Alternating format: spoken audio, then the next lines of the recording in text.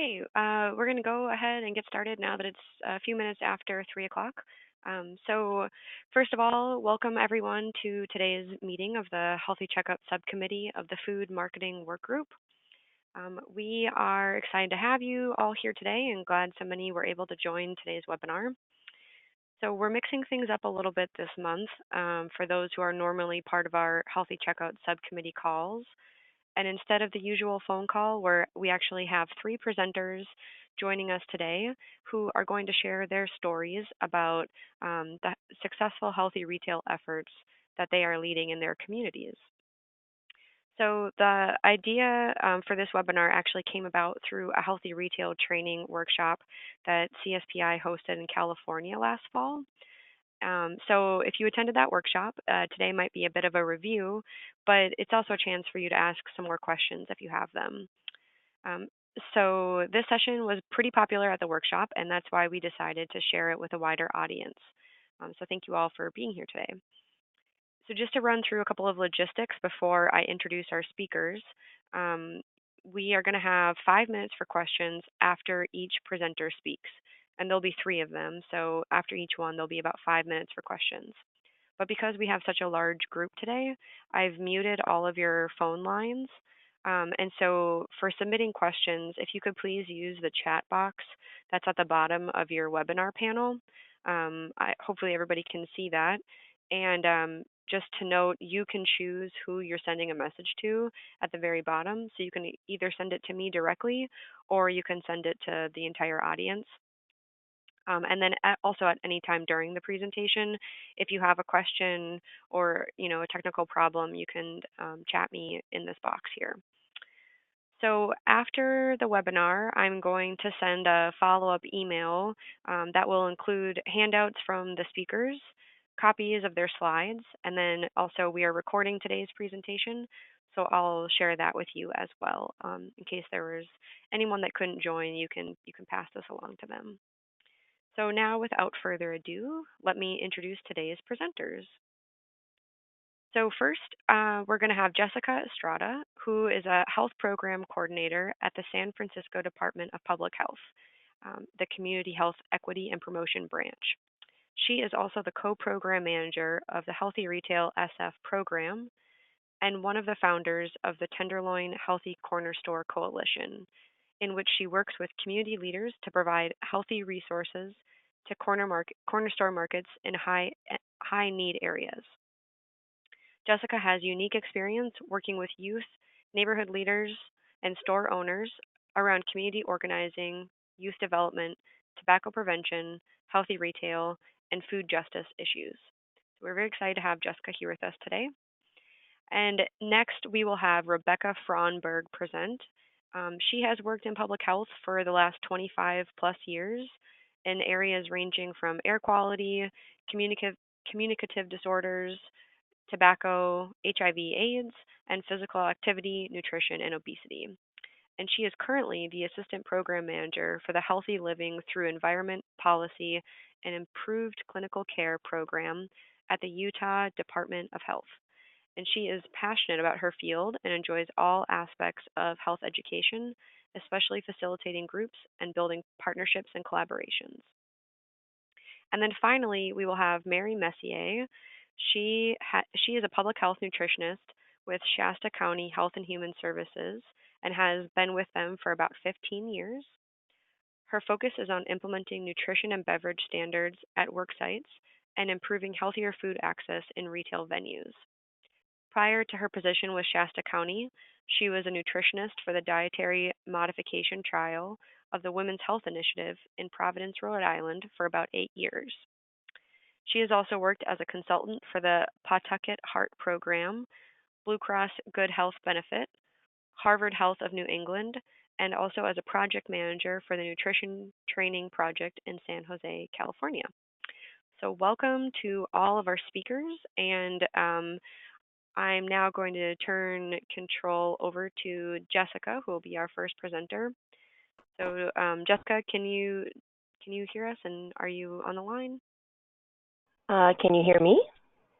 Yes, we can. I think so. Great. Okay, great. I'm going to give you control here in just a second, and advance to your slides. Okay, so you should have control now, Jessica, and let me know if you have any challenges when you need to transition. Great. Thank you all. Thanks for the great introductions, Joelle. I'm just going to get started because we only have 15 minutes, so I want to get through my slides. Again, my name is Jessica Estrada with the San Francisco Department of Public Health. We are the Community Health Equity and Promotion Branch, or CHEP, and I'm here to talk about the Healthy RetailSF program, which is a very unique partnership between two departments in San Francisco, which is the Health Department and the Office of Economic and Workforce Development.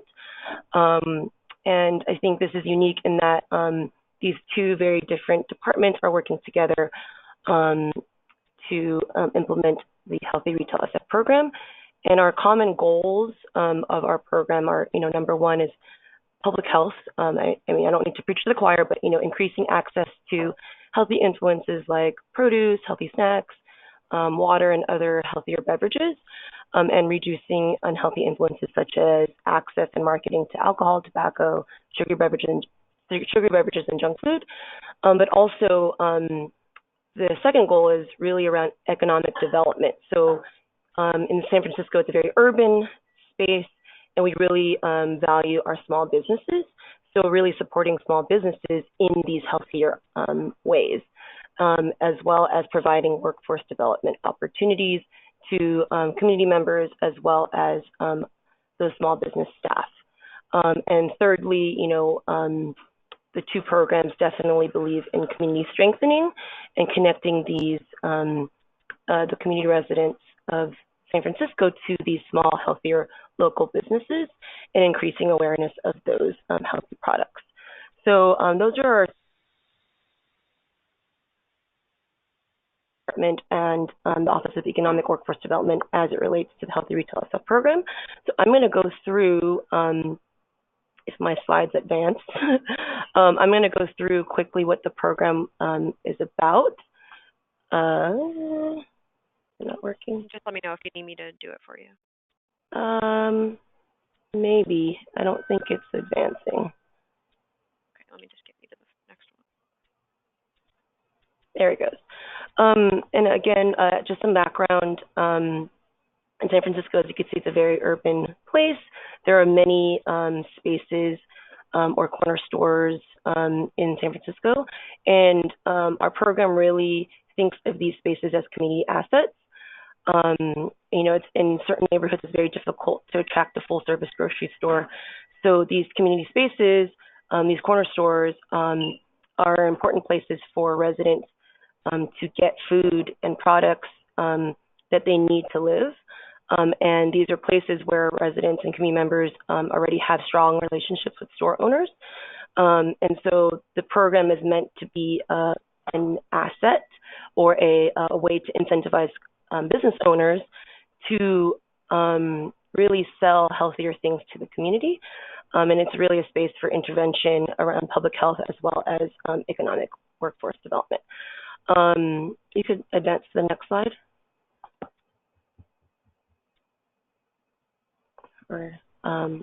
And so a lot of the work that was, the groundwork that was done through the Healthy RetailSF program, there were these pilot efforts done in the Bayview and the Tenderloin neighborhoods in San Francisco. And if you looked at that map in the earlier slide, it was spaces or neighborhoods that had a lot of those dots where there's a lot of corner stores.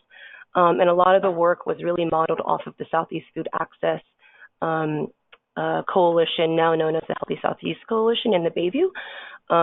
And they conducted store assessments, recruited community resident leaders to do the work, and really got some seed grant funds to do some pilot store redesigns where they're able to bring in equipment to like refrigeration units or shelving to actually increase the amount of produce and healthy snacks into the stores and supporting that store, the store owners in that way. And then the Tenderloin group, which I helped co-found the coalition in the Tenderloin, really modeled the work off of the Bayview and now have, I believe, 6 resident leaders who continue the work. And you can see the websites there if you guys want to take a look at those community groups. And together, these community organizations really pushed for and showed the need and the successes to push for a centralized program.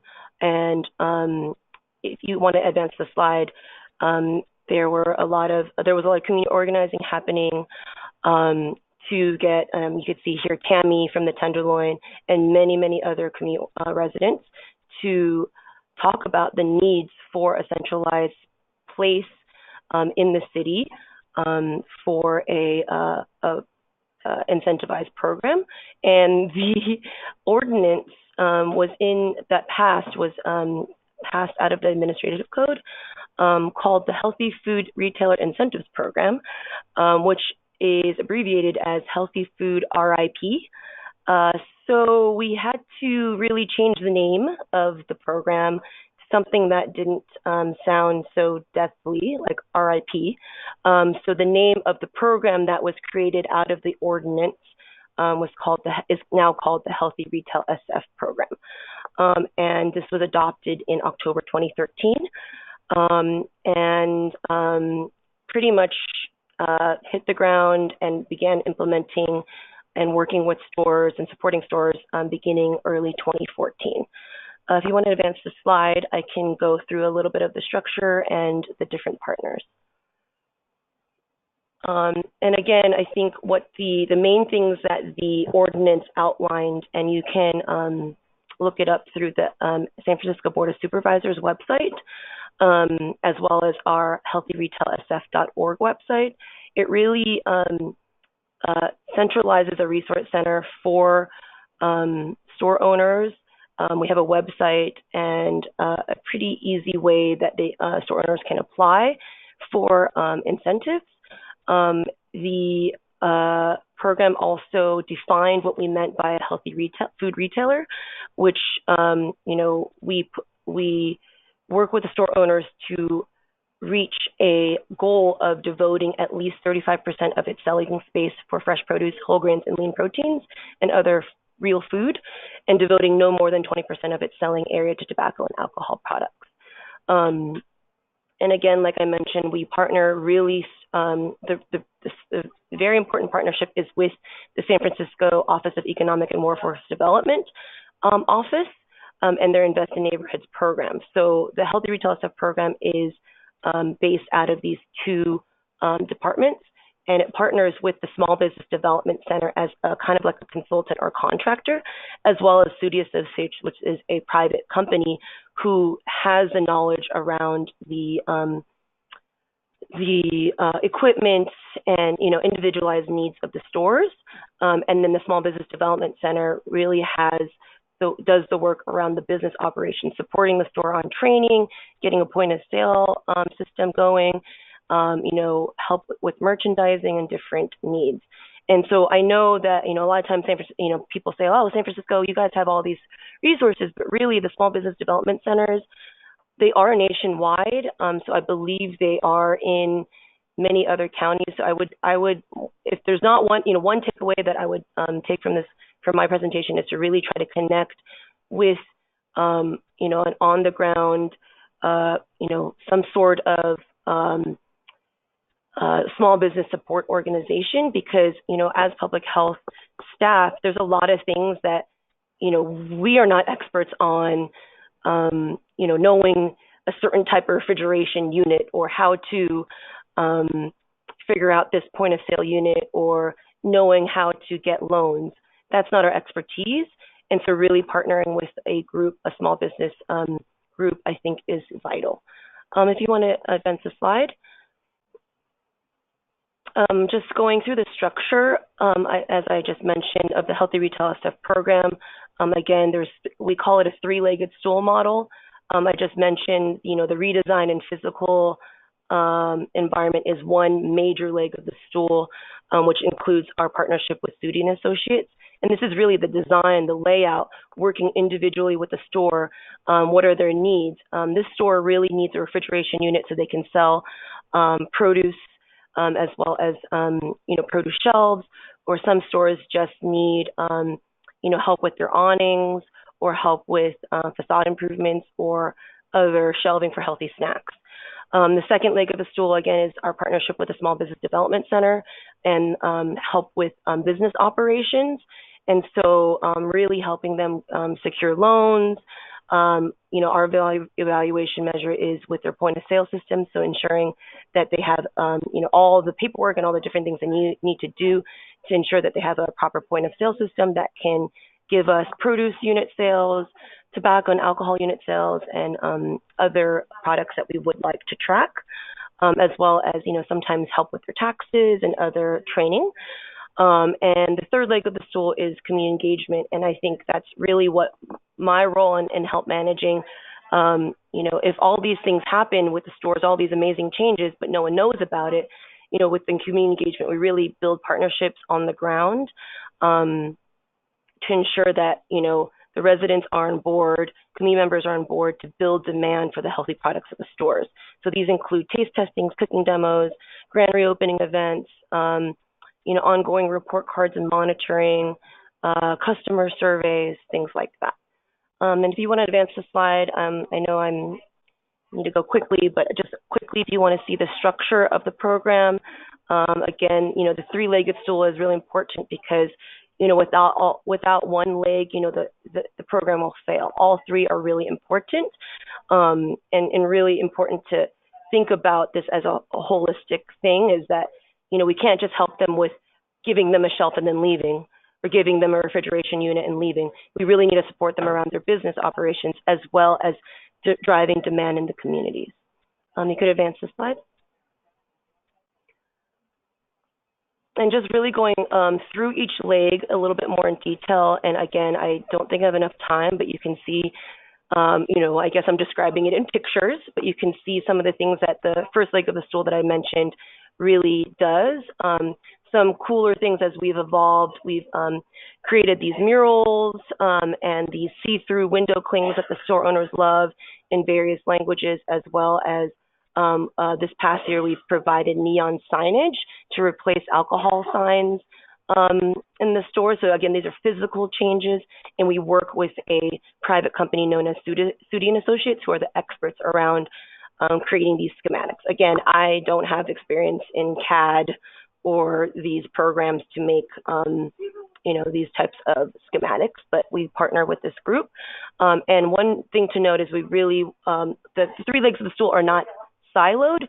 We really all work together. So you could see in some of these pictures, a lot of the community members on the ground were the ones who helped bring in the shelving and the refrigeration units and putting up the signs.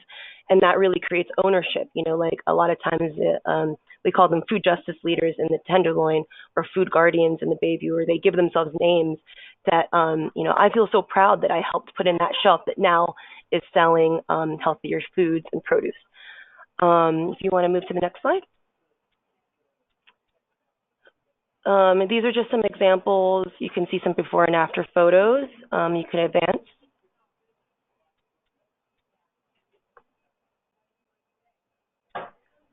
And this is another store in the Tenderloin. You could see this one was a very dramatic one in that it was all just soda refrigeration units, and the store owner really wanted to sell produce, and this is right by their window. And again, these are just before and after photos. You could advance. And then the second leg of the stool, I'm just going a little bit more in depth. Again, as a business operations, this is, it's all constantly evolving, going through many different challenges. You can see the center picture, point of sale systems. I think there's always need for additional technical assistance there, as well as you can see the other photos. We provide produce handling and maintenance trainings, as well as do annual reviews of their individualized development plans, or IDPs, which is kind of like their agreements or contracts. And we work with the store owners to, this is a great job. You did this in the past year. Let's move forward and try to do even better. We also provide these tip sheets and various other resources for the store owners to make it easy for them to select the healthier products. You could advance.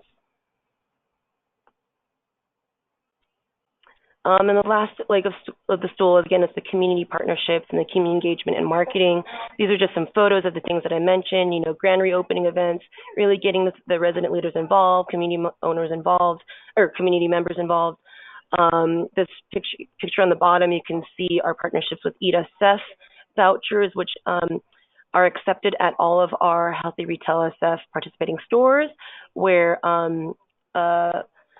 residents receive free vouchers for only fruits and vegetables that they can that are accepted at the stores, as well as some cooking demos, some swag, including reusable shopping bags that have been personalized or been very popular, door hangers, and connections to media.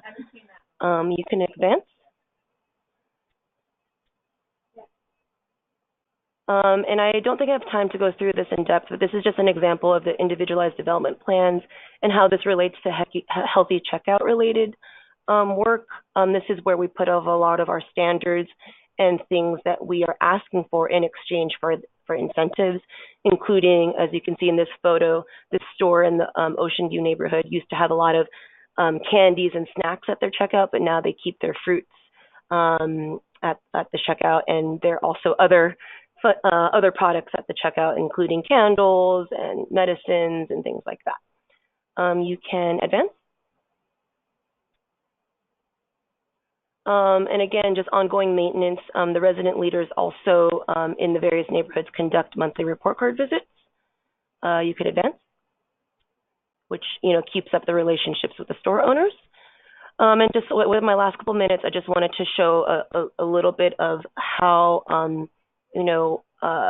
this is really a partnership, and really showing the store owners that providing incentives and selling healthier food is also good for health, but good for business as well. And just in the past couple years of the program, we've seen that stores have increased their total average sales, total of their stores, by 25%. You can see their produce unit sales have been constantly increasing. They started from zero. This sample store started from 0 units sold to about 1,200 plus per month, and that's a constant amount.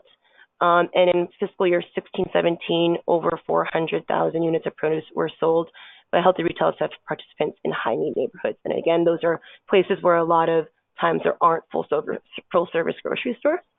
You can advance. And I think I'm going into my question time, but feel free to email me questions if needed.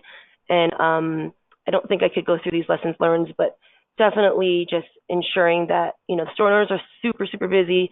You need to incentivize them. You need to make things simple. Community engagement and buy-in is vital. We don't want to work with these stores and then leave. There needs to be constant demand, and try to align with efforts unique to your communities. So, in San Francisco, we have a Office of Economic and Workforce Development. We have a Small Business Development Center. We have amazing community partners. Work with the groups that you have. And advance. And again, this is my information. I would definitely check out our healthyretailsf.org website, as well as we have an annual report that was created in 2016 that has a lot of really great information. Thank you. Great. Thank you so much, Jessica. That was awesome, and good job sticking to your time. I'm impressed. Trying. So does anybody have any questions for Jessica that you want to put in the chat box and I can ask on your behalf? And while we're waiting to see if any questions come through, I do have 2 for you, Jessica. Sure. One, so a lot of the people on the call have gotten to the phase where they've implemented or they've done some conversions at corner and convenience stores, and they've brought some of that fresh produce and healthier items into the stores. But then when you're talking about the 3 legs of the stool, one of them is, really building that demand in the community and making sure that that they support the changes that the store owners have made. And I'm wondering if you have, kind of your top 3 or any lessons learned for what you feel like was most effective in building that community support. Yeah, top 3. I mean, I think there's a lot of things you can do, and I think it depends on the structure of how you're able, like your staff capacity and how you're able to do, how much staff time you have devoted. But we really, for example, I actually go to a lot of coalition meetings and community, on the ground meetings. And with that, we help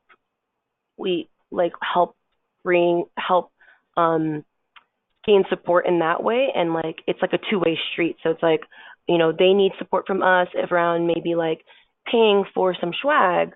And I think that swag for us is, makes sense because it really drives demand to the store that really helps make our program successful. So, they plan, say, for example, in the Tenderloin, they have resident leaders on the ground who help plan a huge grand reopening event. I think that's a really number one thing to definitely do, like a grand reopening, bring everyone together, have an event, and, maybe we pay for, some personalized shopping bags and for some fruit or something to be given away, and we help connect to the media. So I think it's a partnership, and really thinking about what, in not imposing what we think is best, but really what the partners on the ground think would work for that community or that, micro community. And so maybe a different community would say, oh, no, I think a grand reopening event wouldn't work, but we really want to do some taste testings and some coupons at the buildings, really, some resident buildings that are close by to the store. So it really depends, and I would really, work with the partners that you have on the ground. But I would say the most successful have been grand reopening events, some sort of giveaway, and like, some sort of connection or like blast to like either media or some key stakeholders in the neighborhood. Great. Thank you so much. Well, I didn't have any questions come through in that time, so hopefully everyone who's got the web view can jot down your email address there and follow up with you if they do have any questions. And then also just during the rest of the presentation, if anything comes up, I think Jessica will be staying on the line, so you can shoot me one and I can get it to her, or I can email it to her. And also, will someone just say hello in the chat box so that I know it's actually working, as I'm relying quite heavily on it for communicating with you? Okay, I see I got one from Cecilia, so thank you for doing that. And yes, okay, a bunch more. Thanks, guys. Okay, it does work indeed. Good. Okay, so we're going to switch gears now, and we're going to have Rebecca from Utah talk. So I'm going to mute your line now, Jessica. And Rebecca, you should have control of yours. Okay, so just getting everything set up here. Okay, Rebecca, you should have control of the mouse and the arrows now, so you can go ahead and get started. All right, thank you so much, everyone. I'm kind of excited to share our experience in Utah of establishing some healthy checkout lanes in a store chain throughout the state. We've had some really good success. There's actually a video that CSPI produced and that they had at the meeting in California. We have a local chain, Harmon's, that did this on their own. They kind of set the standard. They set the business model for it. And we thought it was so awesome that we really wanted to be able to show that and make that available in other arenas. So let's see if I can get it to go to the next slide. It worked during our trial period. Hold on. I'm just going to get you started, Rebecca. So there you go. Okay, I don't know which of us did that, but it advanced. So one of the things that we needed to do is to determine what stores might have any healthy food initiatives in their stores. And so we did some field trips, and we found a local chain that they actually did not have any healthy food promotion that we could find. In fact, they were pretty well known for their ice cream, donuts, and meat, which is not something that we like to promote a whole bunch of. So it sounds like they wouldn't be good to work with. But as we looked at our data, if we went around to look at our data, we wanted to find a chain that had the ability to be throughout the state. And Joelle, it is not advancing, so I'm going to let you keep doing that. Sorry. Okay, I will take over now.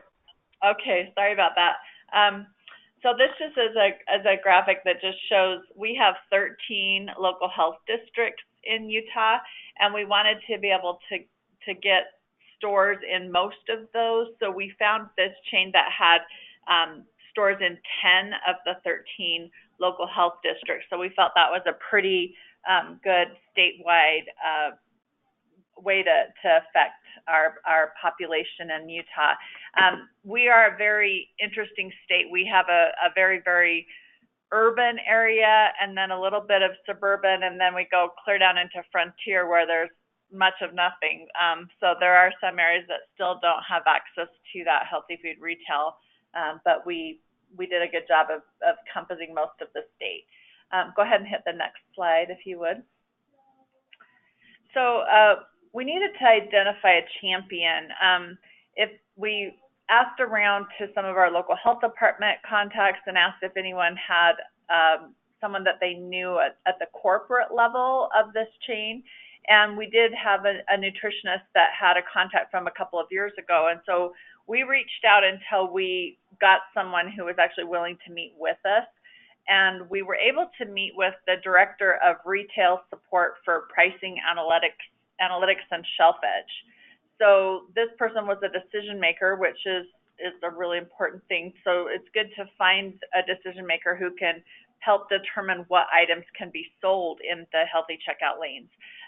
There may be contracts with certain vendors that obligate the store to selling certain items, and this contact would know how to navigate through those contracts. So we found the right person to be able to help us do that. Next slide, please. We then went on to kind of pitch the benefits and talk about industry trends. So if you're trying this in your own area, try to meet with the contacts at the store that you've chosen and talk about the benefits of doing a healthy checkout lane. So there is data to show that consumer trend and demand, there are people that are willing to pay more for healthy items. There's a real growing market. There's a positive community reputation and a potential for more sales.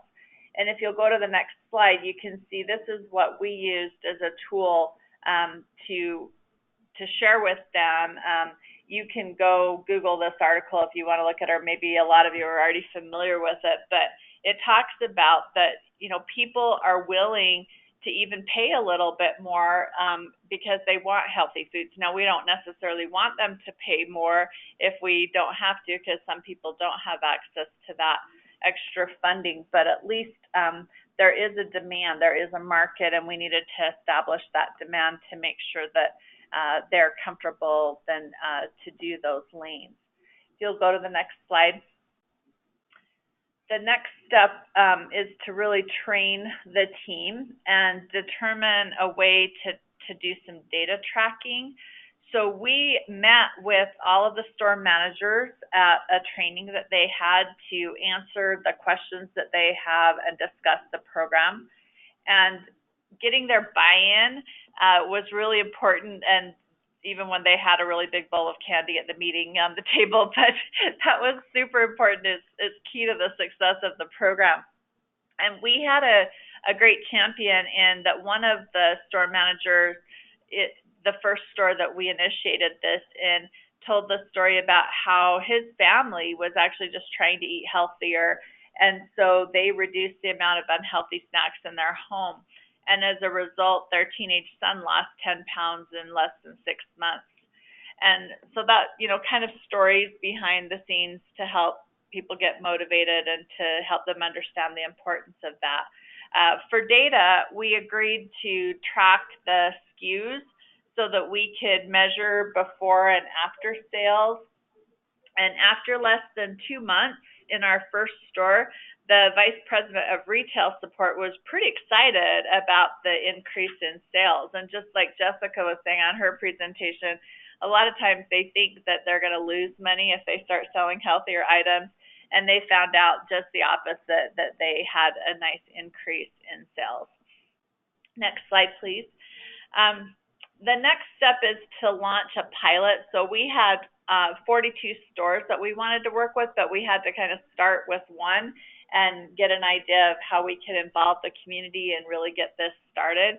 So if you'll go to the next slide, you can see some pictures from our first store. This is out in it's an area called Tooele.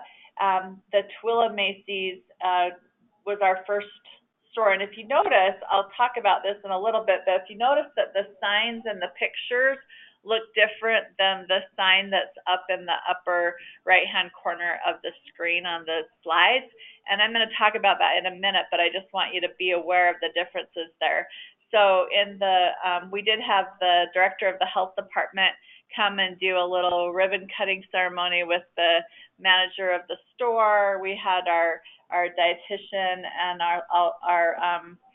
the local health department liaison in the middle picture with their mascot of the store, and then a really nice picture of the healthy checkout lane. They actually took that foot model and they made little tracks all over the store that led to the healthy checkout lane, so that was kind of fun. If you go to the next slide, it'll show down in the southern part of our state, St. George, we have Lynn's Market, which is part of this same membership chain, and you can already see that the sign is evolving a little bit. In this one, we have the Live Well lane, and then you can see the color logo under there that says the Utah Department of Health. And we got a little bit of pushback from our local health department partners that they were not recognized for their efforts in helping with the promotion and with the Live Well lanes. So we had to once more change our signage. So if you go to the next slide, this is actually some photos from a store in my area, and I featured with one of the workers from the store and also with someone from our partner Intermountain Healthcare, and we did a really big nice launch where we had some tasting tables and had people come in and told them about the Live Well lanes and the things that were sold in there, and had people try them out. We also had a person come and paint faces of the kids, and they had some games like Ring the Pineapple and kind of fun things, healthy items to kind of promote that checkout lane. And it's not really obvious from the logo up in the top, but in the bottom you can see now it says brought to you by both by the public health departments in Utah. So not just the Utah Department of Health, but all of the local health and the departments. So that was important. So if you'll go to the next slide. These are kind of our lessons learned, and obviously building partnerships was a super important one. People want recognition for the work that they do, and it wasn't enough for our local health department folks who were out there really working with the stores and working with the managers to just have the Department of Health logo on things. They wanted to be recognized as well. So that in partnership with Utah's Public Health Department was what ended up being on the signs. We also found out that there was an effort going on through one of our biggest health systems in Utah, Intermountain.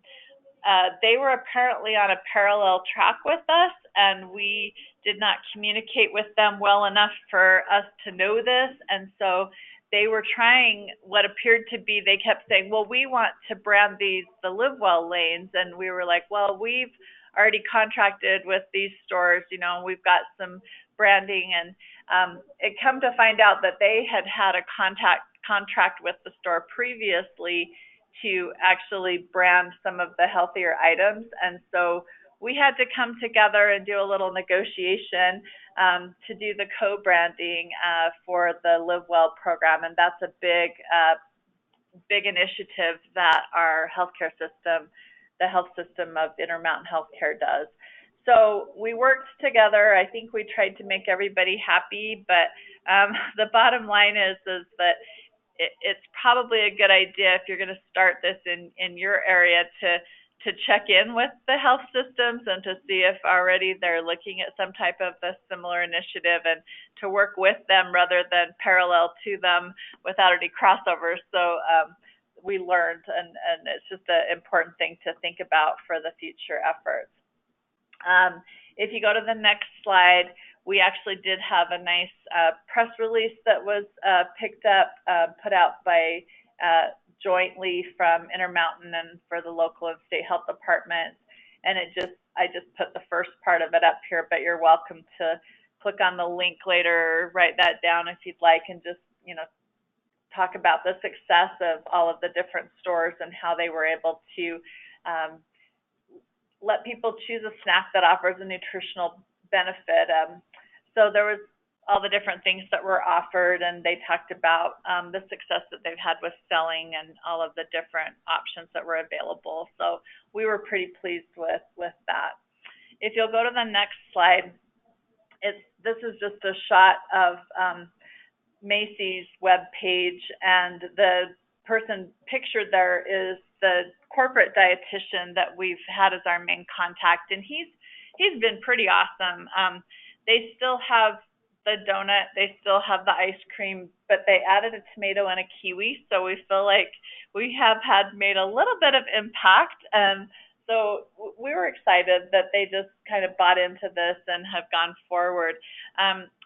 In the room with me, I actually have Jess Church. If you'll go to the next slide, she's the dietitian that probably would have given this presentation had we had hired her a year or two earlier, but she came on after this had started and has since been working with the Associated Food Group that has done all of this initiative, and we're still getting data on sales, and they're keeping this going, and we're just really excited that they've bought into this and feel like it's been a very successful endeavor. And one thing that I talked about a lot in the meeting that we had in California was that we did pay for this. And I think this is important to note, because when we talk about contracts and things that are sold, on end caps or in the checkout lanes, they pay for that product placement.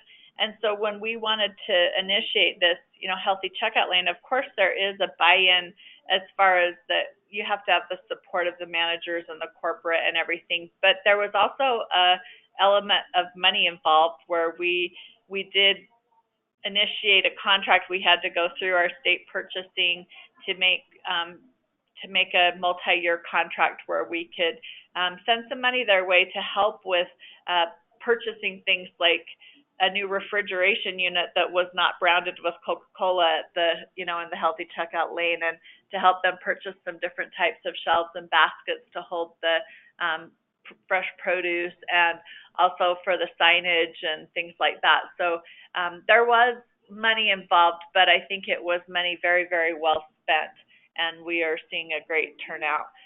Jess, do you have anything to add?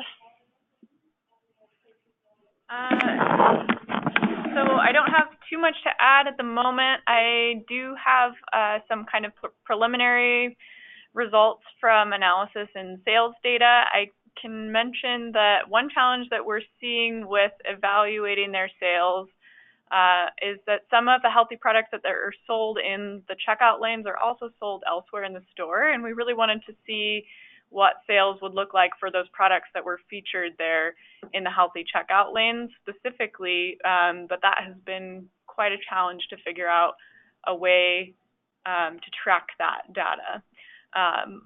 And one other point that I'd love to make is that through these partnerships, we're continuing to build new healthy food access programming by pursuing some produce incentive programming with these partners as we go forward. So with Associated Foods and Intermountain Healthcare. That's all we have. Any questions? Okay, yeah, thank you both very much. And just a point for the audience, these slides will be made available after the presentation today, along with a recording of it. And so if you are interested in clicking on that link that Rebecca had mentioned a couple slides back, you'll be able to do that when you've got the slide deck. So yeah, we do have one question from the audience. So the question is, many retailers get ongoing funding to have soda and or candy near the checkout area. Was this a concern for retailers that you worked with?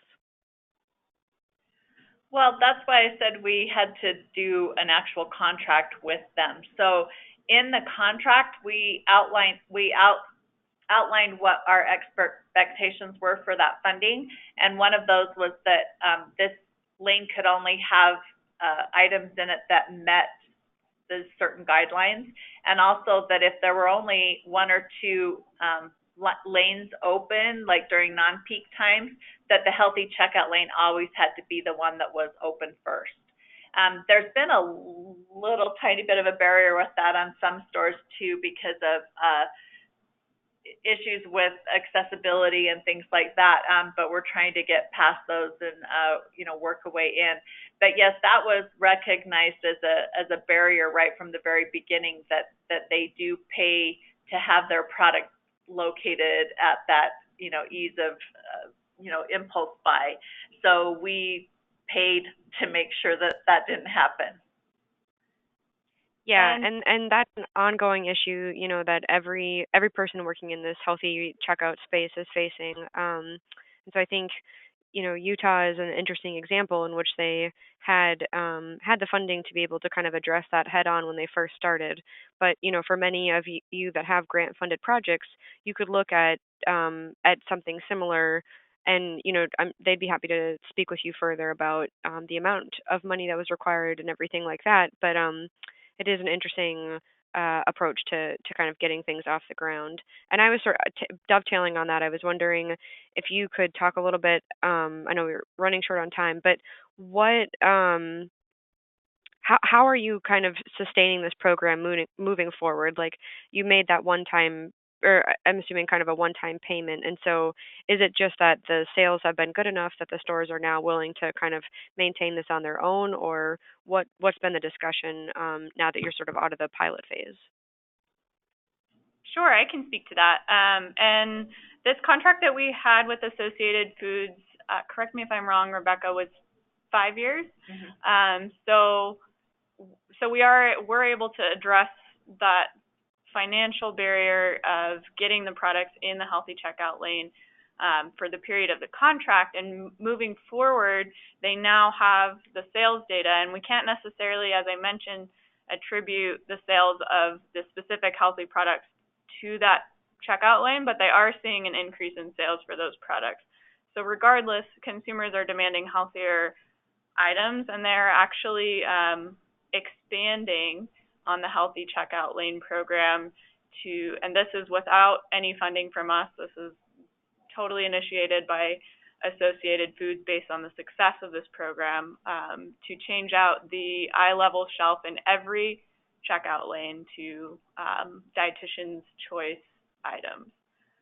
So they will have healthier foods available in every checkout lane. And one other contributing factor to that has been that there was a challenge Associated Foods reported with the stocking of that healthy checkout lane. So obviously all of the other sort of diagrams for product placement are different in their other lanes, and so restocking is not happening at the same time or with the same frequency or same volume of product.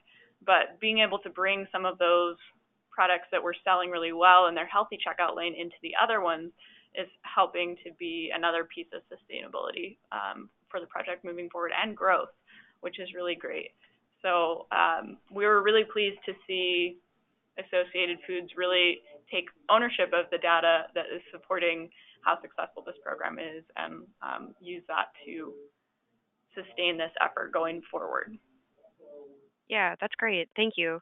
So just one last quick question before we transition to the final presenter. What criteria did you all use to determine the foods that would go in your healthy checkout lanes? like which nutrition criteria? So as Rebecca mentioned, I came onto this project a little bit after it had started. My predecessor who was working on it, who's another dietitian, worked with a corporate dietitian from Associated Foods to take into consideration dietary guidelines for Americans and look at foods that are lower in sodium, saturated fat, and added sugars, and also target healthy foods like nuts and fruit and vegetables there in the checkout lanes. And I can get you guys more details if you would like on those specific requirements. But we also have had the new branding that those stores, Associated Foods, is using for Dietitian's Choice. They do have some proprietary information that's going into what exactly those products are. And that was something that started outside of our contract. So lots of interesting things happen when you're working with a big corporate chain like this. And this is really, I say big corporate chain, but I mean small in terms of it's only located here in Utah, but they do have a pretty broad reach. Okay, great. Thank you so much. So just because we're running a little tight on time, I'm going to transition over to Mary now. And so if you do have any questions with any other questions for Rebecca or Jess, jot down their email addresses here and you can follow up with them directly. And again, you will receive these slides at the end of the presentation. And then Rebecca and Jess, if you could go ahead and mute your line. And Mary, I'm bringing you in now. And I'll just keep advancing the slides since it hasn't been working. Okay, I was wondering if we wanted to see if the time was a charm or if we wanted to keep yeah, I'll just keep going for the sake of convenience. But yeah, so just let me know when you're ready. Okay, great, thanks. Well, I want to say thank you. Again, this is Mary Messier, and I'm a nutritionist with Shasta County Health and Human Service Agency. And I want to thank Joelle and CSPI for the opportunity to share a little bit about our Shop Healthy Shasta Lake collaborative and what our retail efforts have been and where we are as a collaborative with our Healthy Retail Resolution. Go ahead, next slide.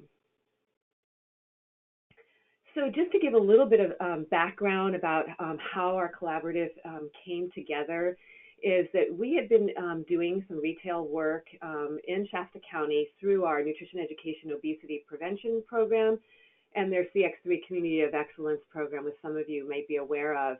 And so they had retail environmental surveys that would give quality scores for stores that you could use to kind of get an idea of what areas you wanted to work on.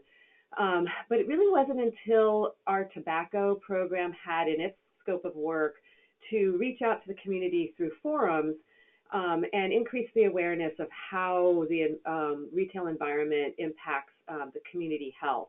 So through that, we did it in 3 of our cities, and our city of Shasta Lake had the most interest. So that's where we decided to work first, and we worked together and built our Shop Healthy Shasta Lake collaborative.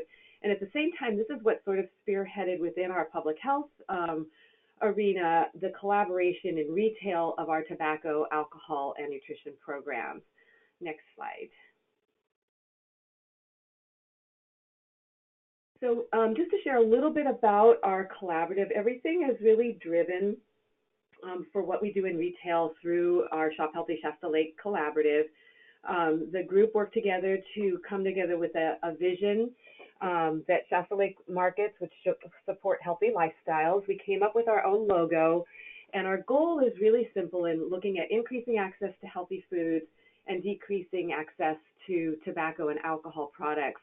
And currently our group is made up of people that live and work in the Shasta Lake area, from tribal government, some from city government, local farmers. We have some people that work in education and in healthcare that are part of it. And a lot of things that we do in the area will be, like I said, again, guided by the group. And if we do presentations with the city council, we have members from our group do that presentation so that it's not public health directed. So it tries to make it so it's more guided by the group. Next slide. So what was going on at the same time? Our group came together in August of 2015. So the following year, March of 2016, the Healthy Stores for Health Community, which is from our tobacco program, did its big survey, which some of you may have been aware of.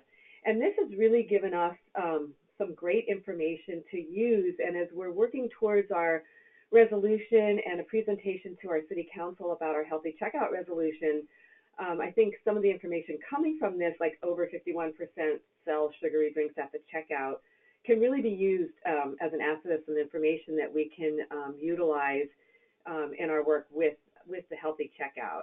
So I'll share a couple. You can go to the next slide, Joelle.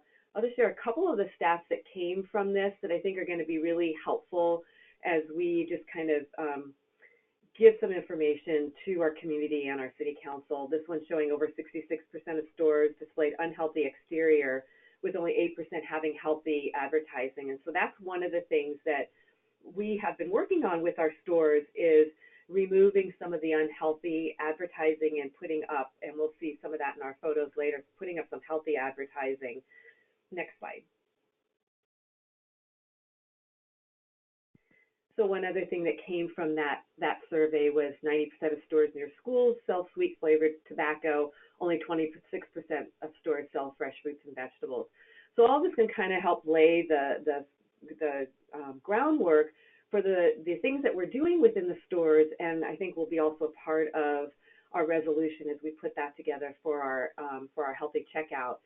And with the collaborative, we had this this survey going on through Healthy Stores for Healthy Community, but the collaborative wanted to do its own survey, and initially we focused that survey on nutrition mainly, but trying to really get information from the community by doing the survey in the stores and doing it at community events on what kinds of things were they looking for.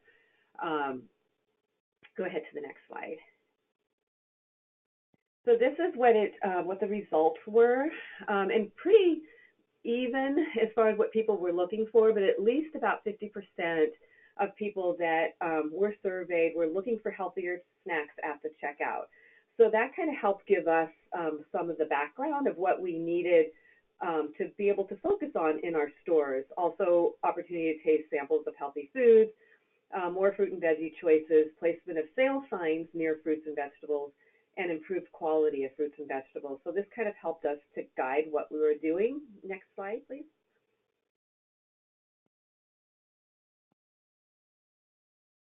And so from that, we developed some infographics that kind of gave a more easier to see infographic of what the results were. So we use this with our media promotions. We use this with store owners.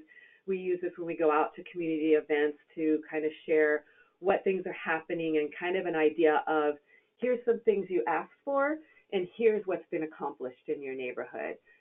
So that's been kind of exciting to kind of show people some of the changes that have happened that they were looking for. Next slide.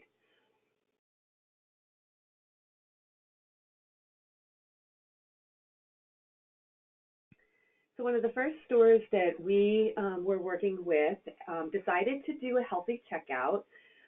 So this just shows a little bit of the before and after.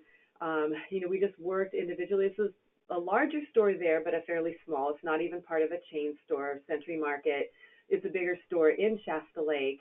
So they did the healthy checkout. We had a healthy checkout kickoff. I actually just worked individually with the store owner and kind of helped him develop a planogram and went around the store with him to show him, what items would be would meet standards, and what we used for standards were based on the guidelines from the USDA Smart Snacks in schools. You can go to the next one. And he also, as she's switching to the next slide, did some floor arrows pointing the way to healthier choices in his produce department. And we did some signage and recipe cards, and we keep building with more signage. And he has also included trying to do some cross promotions in his stores with a healthy produce basket in his deli section, and I just spoke with the person there, and they said, yeah, we were shocked how much they put it next to their salad bar, but how much it's selling. So it's kind of just exciting to see as you're talking to different departments as they make these changes that they are seeing an increase in sales. And just like everybody else spoke, we have to kind of get over the thought that it won't increase sales. Go ahead, next slide.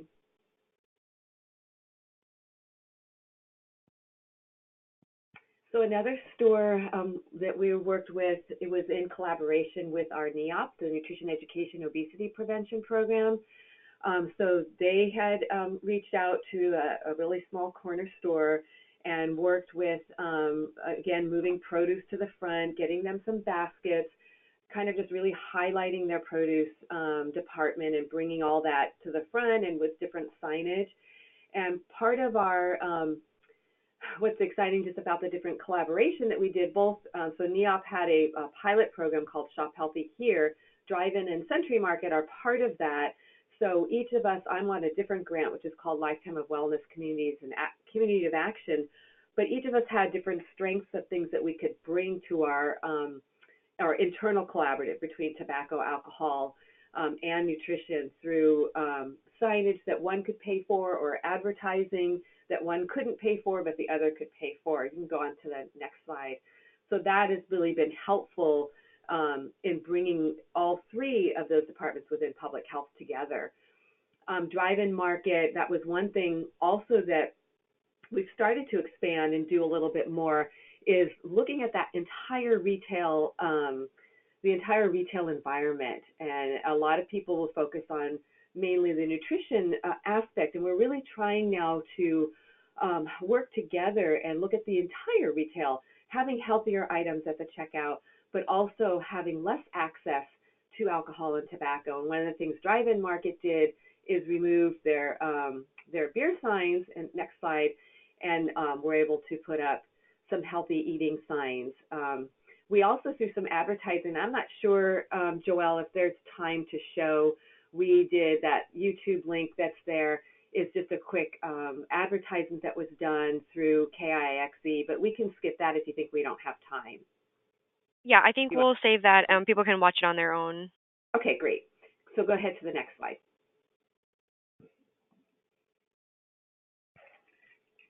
Sunshine Market was another store that came on board in June of 2017.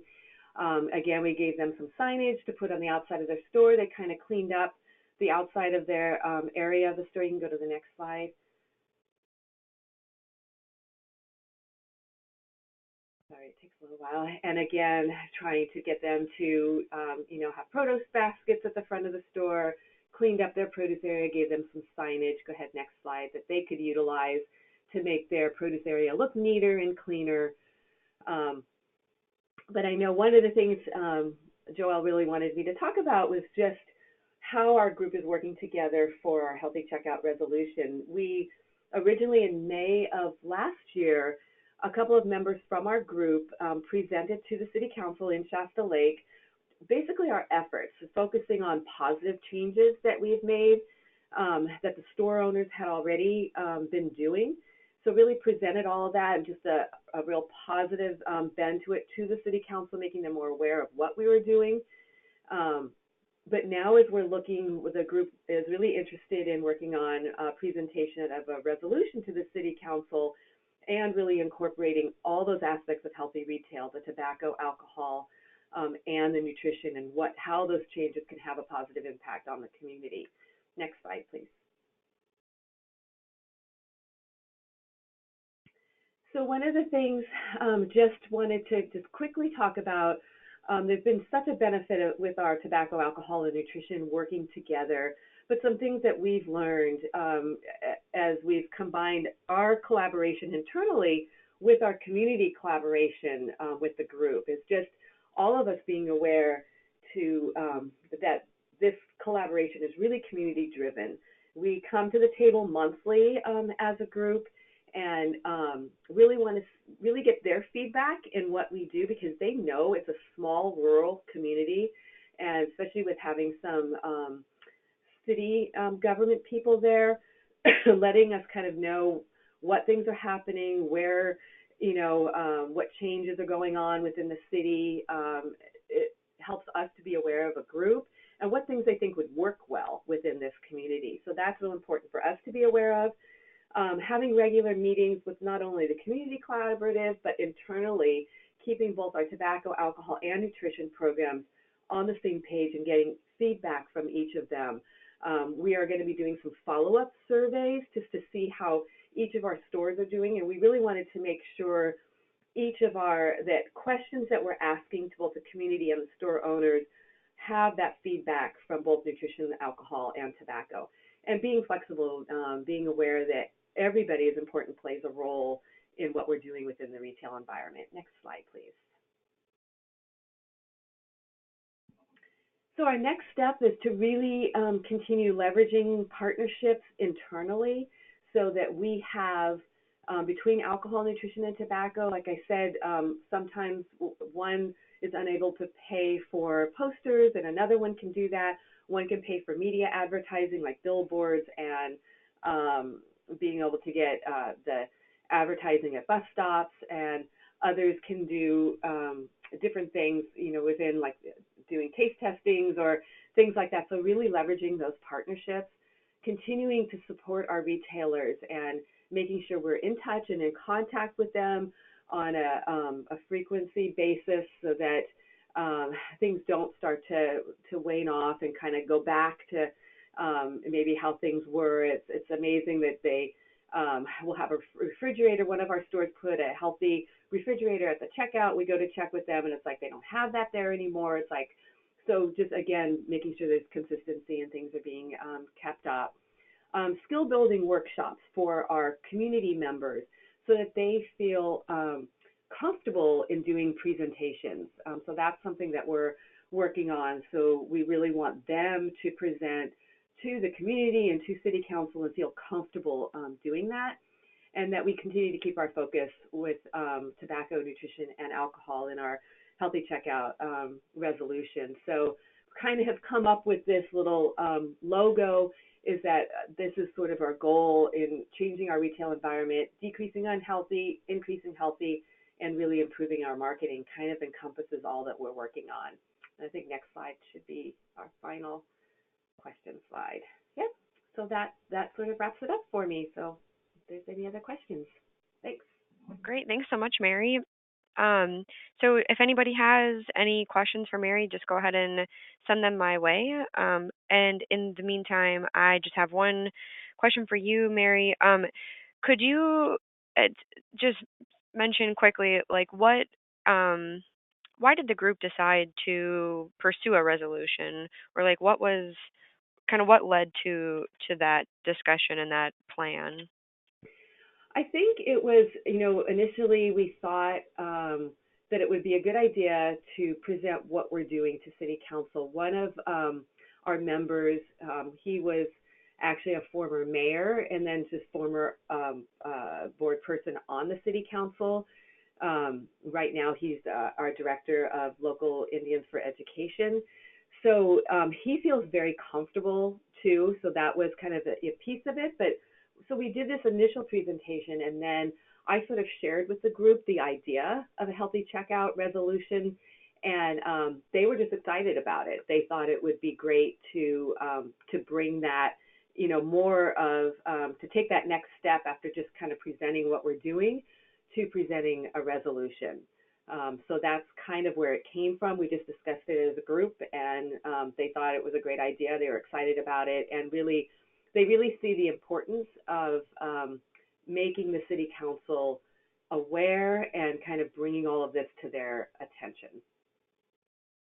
Okay, great. Thank you so much. So I don't see any other specific questions right now, but one that I want to just pose to the whole group, both attendees and presenters. There's a question wondering if anyone who's on this call has worked on policy changes regarding the slotting fees in their state. So that's kind of that's like what we were talking about earlier with or during Rebecca's presentation about the fees that food manufacturers pay to grocery stores to put their products on the shelves. And I think it's a good question. So I don't know of anybody that's been doing work on this, but if you have, please definitely speak up, either here in the chat box, or I don't know if any of the presenters have done anything around this, but feel free to chime in if you have. Everyone's line is unmuted now.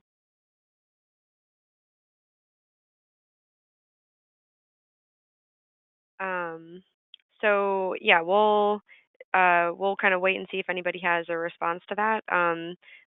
But just, from what I know and from my experience working on this so far, this is probably one of the largest issues that we have to tackle with making long-lasting change to the checkout area of retail stores, both at the national level, for big chains, but also regionally, and in your states. So we are always looking for solutions to that, and something that CSPI is working on. But of course, always happy to get ideas and input from others. Okay, so while we wait, so I just want to thank everybody for participating in the call today. All three of our presenters, I think they did a wonderful job, and then also all of the attendees. It was great to have so many people on the call today. And just as some final thoughts, our next Healthy Checkout Subcommittee call, will go back to a phone call, will be on April 11th. So just a reminder for anybody on the subcommittee, we're doing every other month now. So April 11th, if you want to mark your calendars. And then for those on the call, if Healthy Checkout and Healthy Retail is something you're interested in, but you are not already part of our Healthy Checkout Subcommittee, but you would like to be, when I send the email out, the follow-up email out later this week, I'll include information about how you can join this subcommittee if you'd like to do that. And then, as I've said before, these slides and the recording of this presentation will be shared along with some materials that the presenters gave me ahead of time. So you will get all of those goodies from me by the end of the week. And I don't see any last questions. So yeah, I just want to thank everybody again for being here today, and we'll hopefully talk to you all soon. So thank you, presenters, and have a great day, everybody. Thanks, Joelle. Bye-bye. Yep.